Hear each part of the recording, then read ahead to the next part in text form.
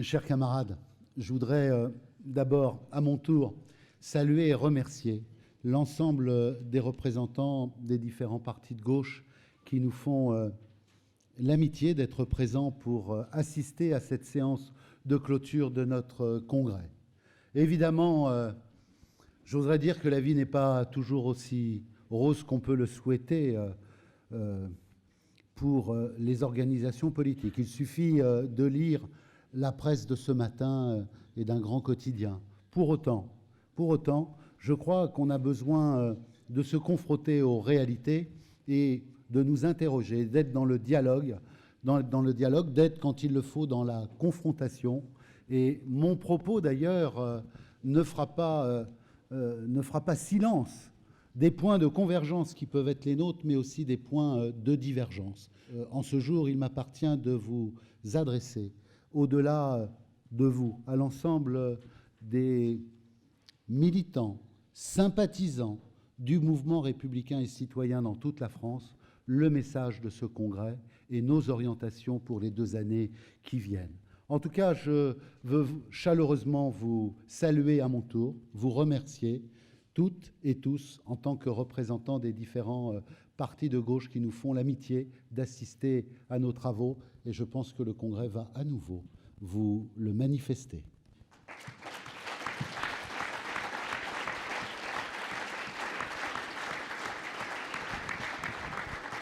Je veux aussi remercier et saluer nos permanents, le secrétariat national sortant, les responsables départementaux qui ont contribué fortement à la bonne qualité de l'organisation de notre débat pour ce congrès, ici, hier et aujourd'hui, mais dans l'ensemble des départements.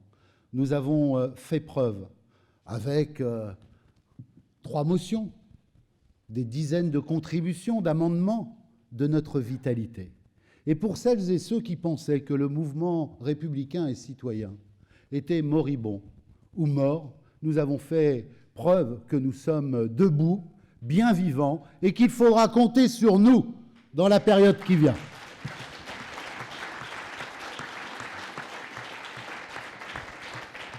Évidemment, en m'adressant à vous en ce jour, je reviens sur ce que je vous disais à l'ouverture de nos travaux. Je considérais ce congrès important et je vous disais combien il constituait une étape importante pour nous, pour la gauche républicaine.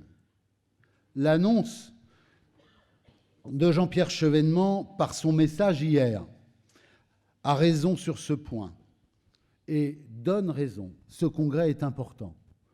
Il est d'ailleurs tellement important que ce message, je ne pensais pas qu'il donnerait autant d'importance à nos travaux, à notre congrès. Chers camarades, la décision de Jean-Pierre Chevènement de quitter le mouvement républicain et citoyen, dont il était président d'honneur, afin, comme il l'a dit, de reprendre sa liberté, ne me réjouit pas et ne réjouit personne. Je déplore, pour ma part, cette décision au regard de tout ce que nous avons fait, les uns et les autres, plus ou moins longtemps, à ses côtés. Je considère que Jean-Pierre a toujours été un homme libre et que le MRC ne l'a jamais entravé dans cette liberté. Bien au contraire, le mouvement républicain et citoyen a été, et avant lui le mouvement des citoyens, pour Jean-Pierre Chevènement, comme pour nous tous, le moyen d'être libre. Le moyen d'être libre.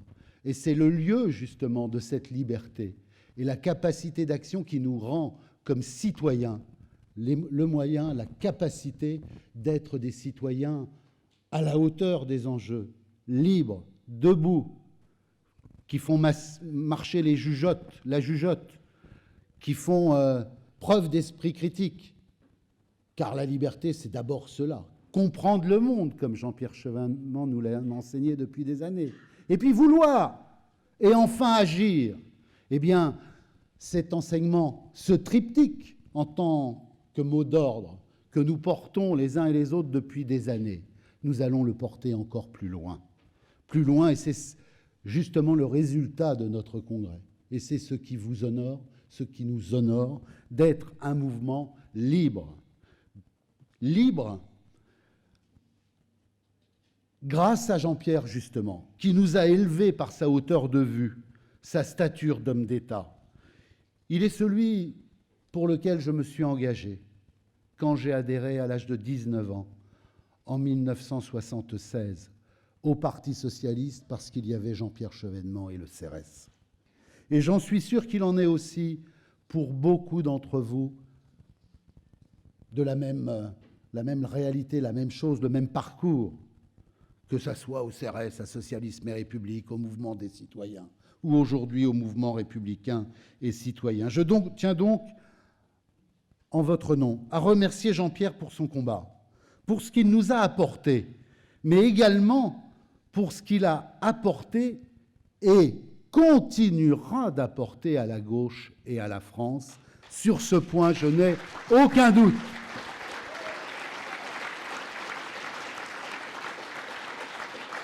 Oui, chers camarades,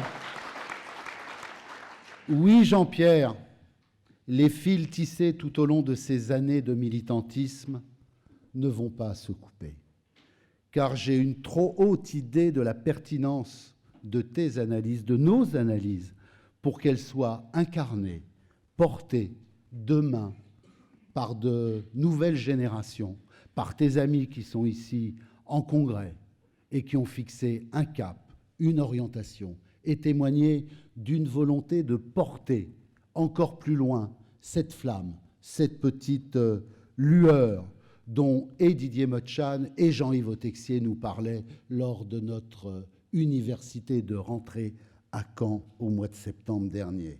Oui, il y a de nouvelles générations qui sont ici présentes et qui ont l'envie d'agir, l'envie d'avancer, l'envie d'aller de l'avant. Oui, le MRC est un parti politique. Et comme tout parti politique, il a le devoir d'être toujours en marche, toujours tourné vers l'avenir. 2017, bien sûr, mais au-delà, car il nous faut regarder plus loin. Un parti politique a le devoir de rester toujours fidèle aux idées qui l'ont fondé, et je veux vous l'assurer, c'est ce que nous ferons et c'est ce que nous serons, fidèles à ce que Jean-Pierre Chevènement nous a enseigné, à ce qu'il a proposé et qu'il continuera à proposer demain encore. Oui, avec Jean-Pierre Chevènement, nous sommes d'accord sur l'essentiel et cela a toujours été le cas. Mais cela n'a pas de raison de cesser, quand bien même les chemins semblent se séparer. Nous ne renonçons pas au chevènementisme. Magnifique doctrine politique qui a tant à offrir à la France et qui en a tant besoin. Seulement oui, nous sommes en désaccord sur la stratégie, en désaccord sur la préparation de l'élection de 2017, à laquelle je considère que nous ne pouvons pas renoncer. J'ai essayé de le convaincre, en lui rappelant que l'élection cardinale, comme il nous l'enseignait, est l'élection présidentielle, et que si l'espace médiatique est fermé aujourd'hui, la candidature à l'élection présidentielle ouvre cet espace, et que le MRC, qui a vocation à sélectionner des candidats aux élections, comme tout parti politique, a le devoir de se donner les moyens d'être présent. Oui, nous sommes en désaccord sur les alliances et le dialogue privilégié avec les Républicains de l'autre rive, qui, à notre sens, est une voie sans issue aujourd'hui. Ce qui ne veut pas dire ne pas parler aux électeurs qui ne se reconnaissent pas dans la gauche établie d'aujourd'hui, aux électeurs et aux citoyens qui considèrent qu'ils ne veulent pas se positionner sur l'échiquier droite-gauche et qui sont en recherche, en attente, qui se situent en quelque sorte ailleurs, qui se réfugient dans l'abstention. C'est d'abord à tous ces électeurs que nous devons nous adresser, mobiliser et réconcilier avec la politique. C'est notre tâche. Qui d'autre que nous, mouvement républicain et citoyen, attaché à la citoyenneté, à la République, peut le faire? Poser la question, chers camarades, c'est y répondre. Alors quand il y a des désaccords, il faut débattre, il faut décider. Et lorsque les désaccords subsistent encore, et ne sont pas dépassés, il n'y a pas de drame à se le dire et à le constater. Et qui sait, chers amis, chers camarades, même avec Jean-Pierre Chevènement, qui apparaît tellement sur une ligne droite, qui va de l'avant, qui sait, parce que nous sommes quelques-uns à avoir de l'expérience, à savoir que, eh bien, tout simplement, la vie va faire son œuvre, et va faire son œuvre, j'en suis sûr, positivement, et que ce qui s'est distingué ou séparé sur tel ou tel point pourra peut-être très vite, d'ici 2017 et après, se rapprocher. Car la meilleure attitude, chers amis, quand on parle à quelqu'un pour lequel on a de l'estime, de l'amitié, c'est de savoir lui dire non quand il fait une erreur ou qu'il va commettre une bêtise. C'est le meilleur signe de l'amitié. Christian Proust le rappelait avec ces mots hier soir. Nous devons donc continuer, chers camarades, notre chemin. Le rassemblement est intervenu avec notre motion d'orientation issue de la commission des résolutions, et celle-ci nous offre une base solide pour nous dépasser et préparer la suite. Avec cette direction que vous venez d'élire, j'ai confiance dans notre capacité à affronter l'avenir, car nous sommes lucides sur nos erreurs d'hier, toujours fidèles à nos valeurs et à notre projet, et plus déterminés que jamais à agir. Alors, il nous faut bien parler de la situation et parler de la majorité. Nous sommes dans la majorité et nous sommes comptables de ce qui se fait aussi. Je ne brosserai pas le tableau de la situation internationale ni de celle de l'Europe pour une raison très simple. D'abord, c'est que lors de mon intervention hier au Congrès, j'en ai parlé. Ensuite, parce que je crois que les motions ont très bien traité ces questions de relations internationales, de situation internationale et européenne, et qu'elles font consensus sur ces points. C'est aussi l'avantage du débat interne, nous rassurer sur les analyses qui nous rassemblent. Cependant, il faut regarder avec lucidité la situation et rappeler une évidence. Celle-ci n'est pas bonne pour la France. Chômage, défiance verticale et horizontale, absence totale de perspective. Rien n'incite à l'optimisme, si ce n'est notre foi inébranlable dans les atouts de la France, dans sa capacité à se comporter comme un pays qui est comptable d'un peuple infiniment politique et qui a, l'histoire le montre, du ressort. Rien n'incite à l'optimisme et pourtant, nous savons qu'il y a des capacités à réveiller, à mobiliser. Et de ce point de vue, quel gâchis que les 3 premières années du pouvoir que nous venons de vivre. Quelle est la vérité des 3 années écoulées depuis l'élection de mai 2012 avec le soutien lucide que nous avons apporté à François Hollande? François Hollande porte la responsabilité d'un renoncement initial, d'un vice constitutif, de décisions dramatiques, je l'avais dit dès la prise de fonction de Jean-Christophe Cambadélis, la responsabilité d'un renoncement important avec la ratification sans renégociation du traité de stabilité, de coordination et de gouvernance, le fameux traité TSCG.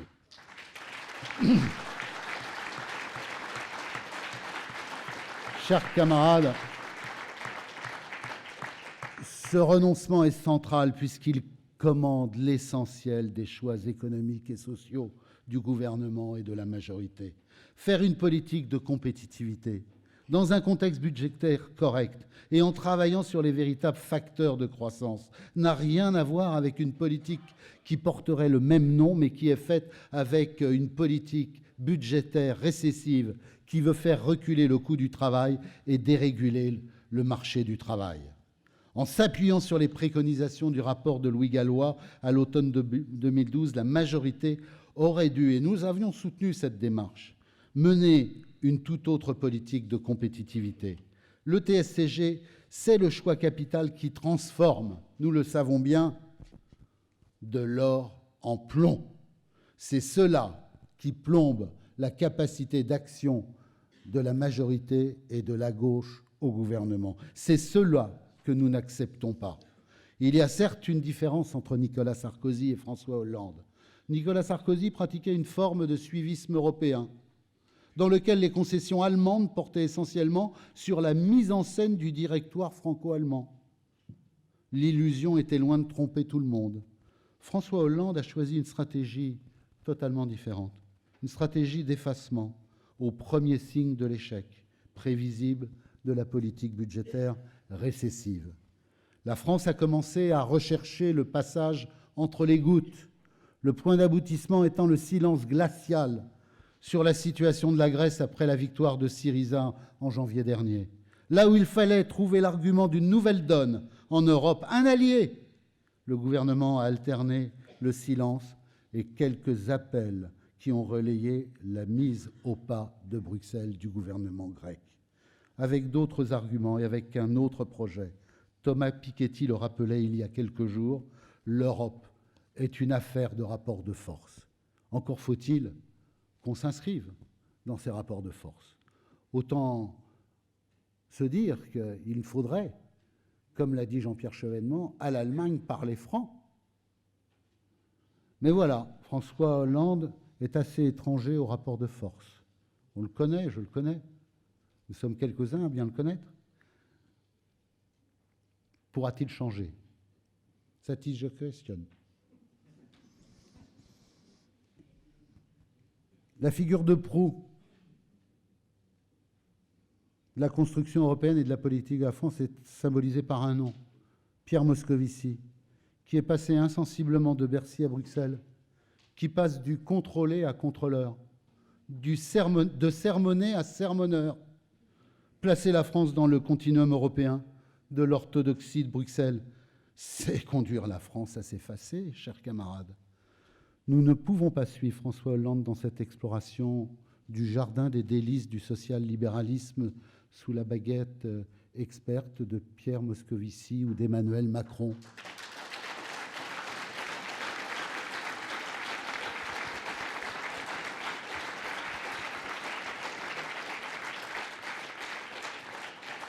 Nous ne pouvons pas suivre non plus le président de la République dans ses velléités de réforme institutionnelle, pour le moment en grande partie encore platonique.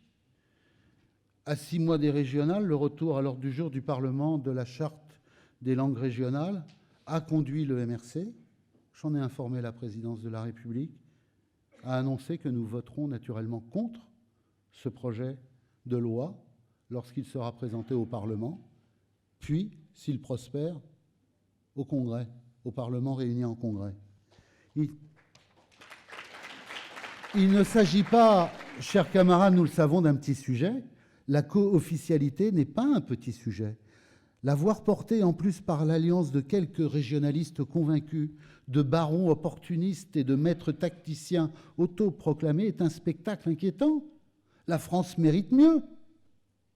D'autant plus qu'en 3 ans, la décentralisation aura vécu au rythme de la réforme permanente, des ordres et des contre-ordres, des régions élargies et affaiblies par la sécession des métropoles, des départements condamnés, puis sauvés, puis en sursis, là où l'organisation de la République, l'organisation territoriale de la République appellerait une vision claire des principes uniformes, c'est-à-dire que la loi soit égale pour tous et partout sur le territoire de la République. Nous avons eu droit à des initiatives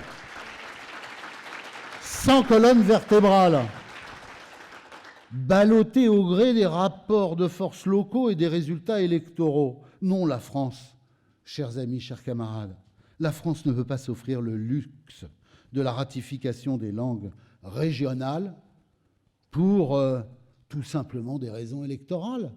Parce qu'après, il y a l'élection régionale du mois de décembre. Non, franchement, la France mérite mieux. Les citoyens méritent mieux. Et puis, il s'agit de la République, de son unité.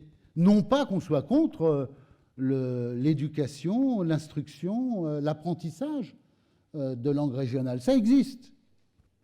Et Jean-Pierre Chevènement n'a pas été pour rien, d'ailleurs, dans cette reconnaissance et cette acceptation.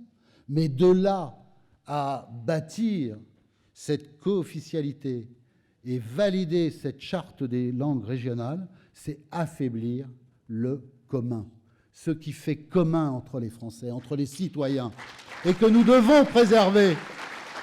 Il en va de l'autorité de l'État, il en va de la capacité de faire France, de faire République. Voilà ce que je voulais dire, chers camarades, pour le bilan actuel, terne de notre point de vue, avec ce que nous avons acté et qui ne surprendra personne, y compris nos invités et particulièrement la délégation du Parti socialiste qui a en tête l'accord que j'ai signé avec Martine Aubry le 9 mars 2012 et qui prévoit des points d'accord, des points d'action ensemble et puis des points de désaccord, de réserve. Voilà.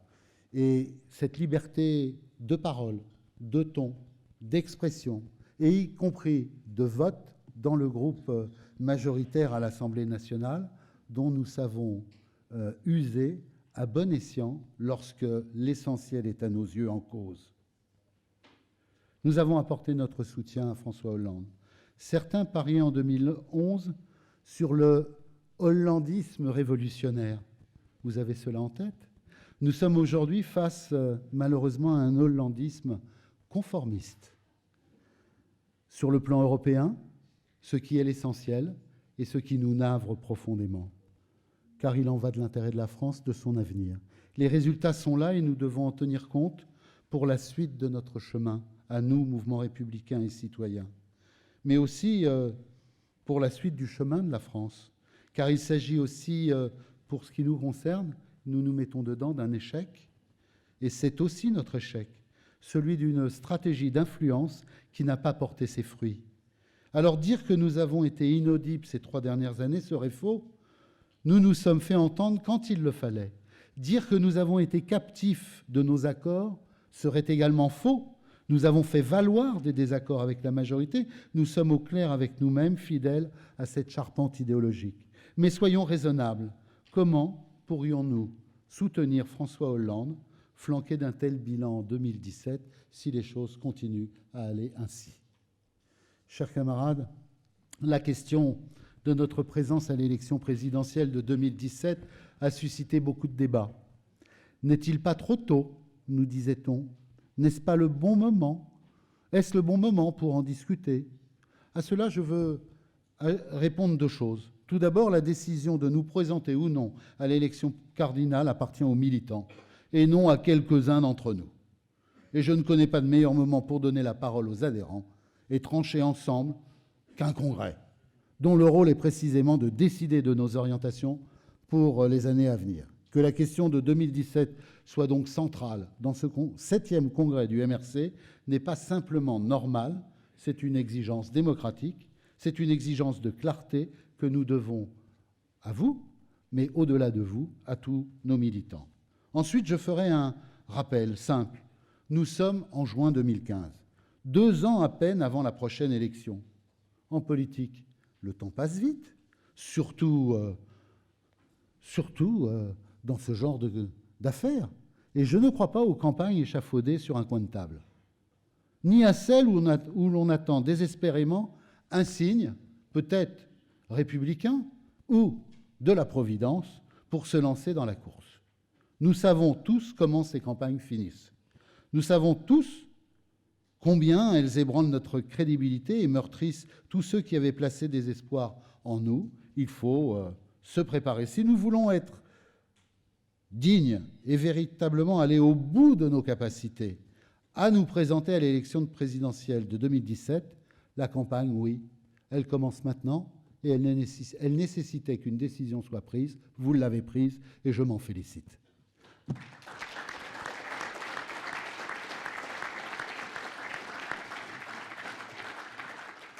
Alors non, chers camarades, il n'est pas trop tôt pour trancher ces questions et oui, nous avons eu raison d'en débattre. Le texte issu de la commission des résolutions est clair.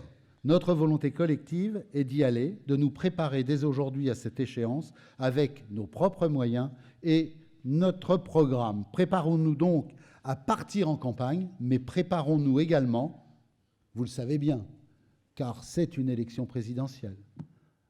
Préparez-vous à prendre des coups. Préparons-nous à y répondre. Droit dans nos bottes, aujourd'hui comme hier. Certains vous diront que la montée du Front National menace et que ce serait faire son jeu que de contribuer à la division de la gauche. Nous connaissons bien cela. Jurisprudence 2002. Mais que ceux qui nous font ce reproche s'interrogent d'abord et avant tout sur leurs erreurs. Pourquoi la gauche est-elle si faible et autant divisée aujourd'hui ?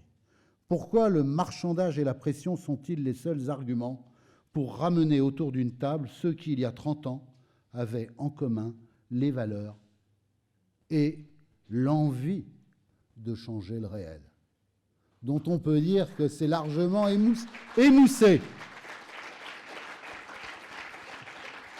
Que ceux qui nous font le reproche de la division travaillent le programme avant les alliances. La charrue avant les bœufs. Les fondamentaux plutôt que les questions d'appareil. La politique en a besoin pour retrouver des lettres de noblesse. Car le Front National se nourrit des renoncements de la gauche, de ses échecs. Il n'est fort que parce que nous sommes faibles et que nous ne parvenons plus à parler au peuple. Est-ce rendre service à la gauche que de nier cette réalité, que de la masquer par un rassemblement factice qui ne nous épargnera même pas la défaite? Le MRC répond clairement non. C'est en allant à la rencontre du peuple français, en lui proposant une véritable alternative, que la gauche sera fidèle à elle-même, fidèle à sa base sociale, fidèle aux couches populaires, et qu'elle pourra espérer renouer ainsi avec le succès. Si les autres partis politiques n'en sont pas capables, dont acte. Nous y allons. Et nous y allons hardiment.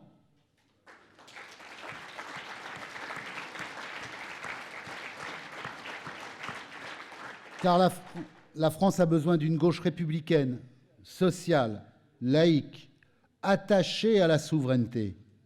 Qui peut mieux que nous porter ce discours, porter ce projet? Là encore, poser la question, c'est y répondre. D'autres vous diront peut-être qu'une candidature alternative à gauche peut se dégager et qu'il faut s'y tenir prêt, voire l'encourager, donc attendre, tapis dans l'ombre, plutôt que de se lancer sous nos propres couleurs. Je l'ai déjà dit tout à l'heure, je ne crois pas qu'attendre, bras croisés, la candidature providentielle, comme certains scrutent le ciel en attendant la pluie ou le soleil, soit très efficace. Rien ne nous dit qu'une telle candidature arrivera un jour. Oh, je sais, le nom d'Arnaud Montebourg est revenu quelques fois, y compris dans ce week-end, presque aussi souvent que chez nos amis socialistes le week-end dernier, où j'étais à Poitiers.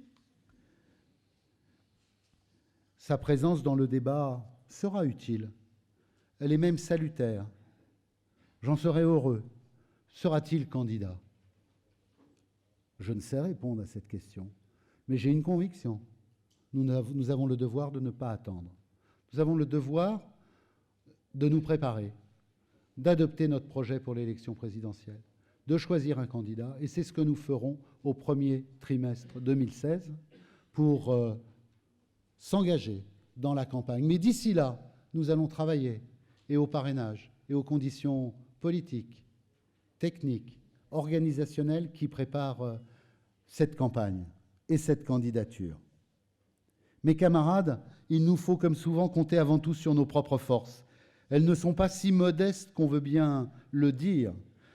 Ne faisons pas de complexe là-dessus.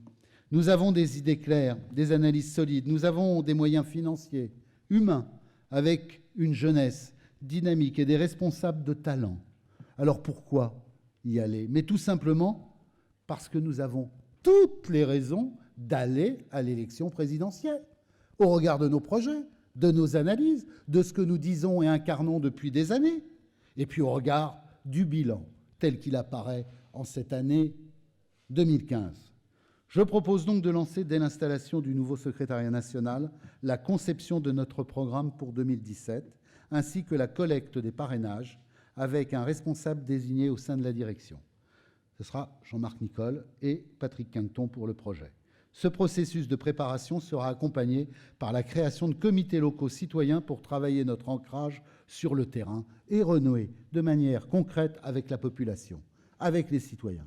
Bien sûr, pas de présidentielle sans candidat derrière lequel tout le parti sera uni. C'est pourquoi j'ai proposé que ce soit vous, les militants, qui puissiez désigner au premier trimestre 2016 celui qui portera nos couleurs. 2017 est le cap, vous l'avez compris. Nous aurons besoin de tout le monde pour être au rendez-vous et porter cette parole unique au sein de la gauche. L'enjeu de cette campagne dépasse donc de loin nos questions internes. C'est de la reconstruction de la gauche qu'il est question en même temps. Nous aurons un rôle à jouer, 2017 et au-delà. Catherine Coutard citait hier cette belle formule de Didier Mottchan sur la petite flamme et de Jean-Yves Texier sur la petite bougie qui, dans les ténèbres, éclaire l'horizon et donne le cap. Eh bien, c'est cela que nous devons continuer à faire, à être. Nous avons un rôle qui n'est pas d'être les conservateurs des principes républicains et de l'exigence républicaine, pas des conservateurs de musée, mais des gardiens actifs de combat qui luttent, qui convainquent, qui résistent à l'ère du temps, aux facilités, aux modes, aux intérêts, aux idéologues de tout marché, aux gardiens de la République en vrai. C'est ce que nous sommes, des gardiens de la République en vrai, qui rénovent, qui réparent, et non des réformateurs qui normalisent aux standards de l'Europe et de la mondialisation notre pays, ce beau pays, la France.